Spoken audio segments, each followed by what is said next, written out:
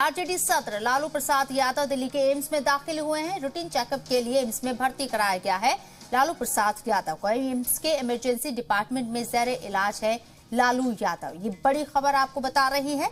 RJD सत्र लालू प्रसाद यादव दिल्ली के AIIMS में दाखिल हुए हैं।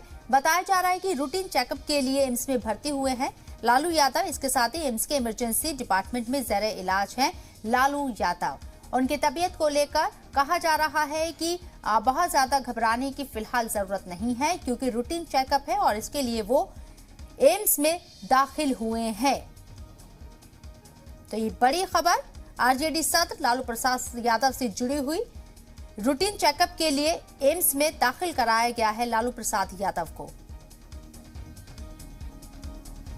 एम्स के इमरजेंसी डिपार्टमेंट में ज़ेरे इलाज है लालू यादव।